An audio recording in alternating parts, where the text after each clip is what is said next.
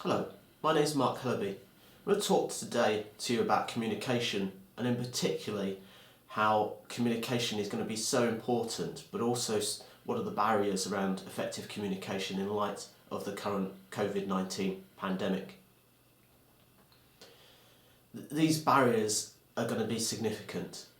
Not only the physical barriers of wearing PPE, talking in a noisy environment, potentially working with staff that you don't always work with and you may not know, but also increasingly staff will be tired, will be stressed, and these themselves will be barriers to communication.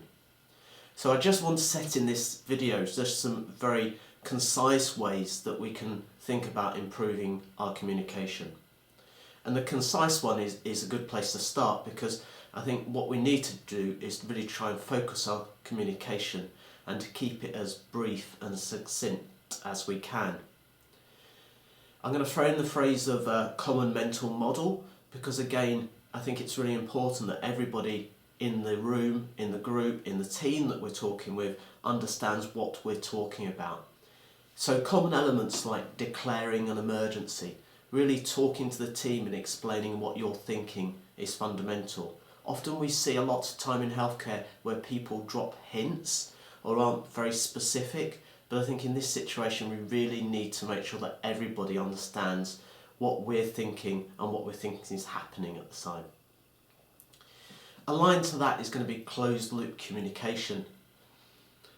This is the only way we can really ensure that the idea that's in our head gets into the other person's head. So when we want to communicate, we need to be clear of both who we're talking to, but when we address that individual, we want them to reply back and to reiterate what they understand. And it's very simple. The request could be, could you please do a 12-lead ECG? And the person we're speaking to replies, yes, I will do a 12-lead ECG.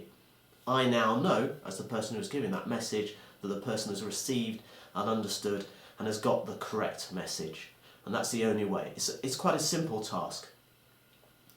But even that is going to be challenging when we're dressed in our PPE.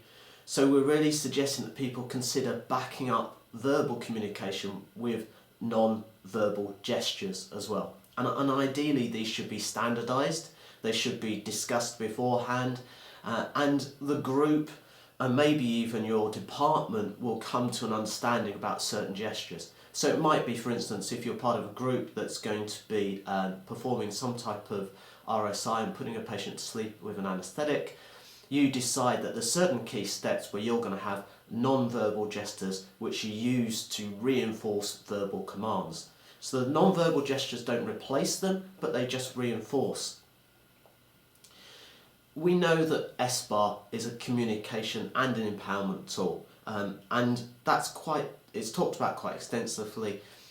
I don't think I can talk about communication without mentioning it, and SBAR definitely is useful at times when we're doing handover. It actually really does include that closed loop communication.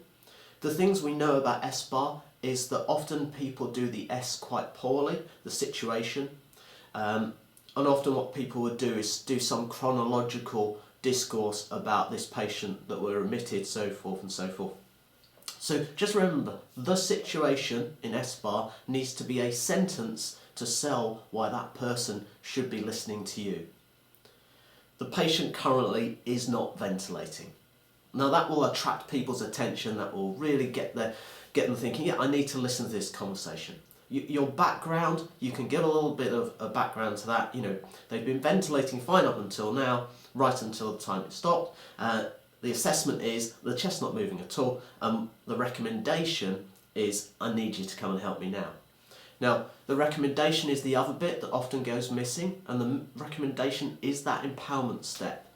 So what we always say is, if you are a senior person having a handover or an SBAR handover from somebody who's more junior, if they don't give you the recommendation at the end, then ask them, what do you want me to do? And this doesn't just have to occur for face-to-face conversations, this could be a telephone conversation as well. Then just thinking about safety keywords.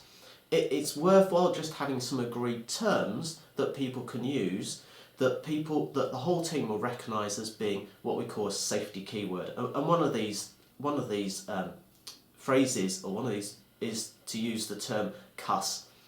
And what CUS stands for is the three phases of concerned, uncomfortable, and this is a safety issue. And this is assertive language, but it's assertive language that is clear and concise, and the idea is that everybody recognises these. So you can say, I'm concerned about this situation, and hopefully that will just let everyone know, do we just need to check what we're doing, what's going on. I'm uncomfortable, so maybe, I'm not quite sure why, but there's just something that doesn't seem right at the moment. I think we might be missing something. Or the highest level is, I'm really concerned, something's going wrong, this is a safety issue, and it may even say at that stage, I think we need to stop what we're doing. And the idea is that any of the team can make these statements, but hopefully these key phrases are picked up by individuals and just start to focus.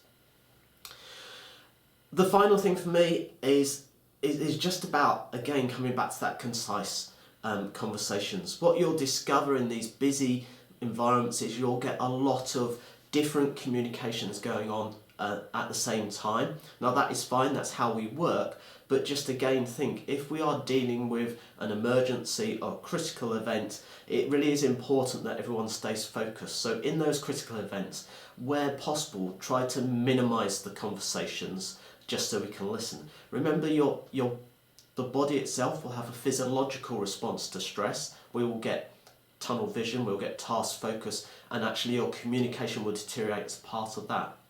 So this has just been a very, very brief, essential overview of how we can improve effective communications in these very difficult settings. I wish you all the best of luck, and please look after yourselves.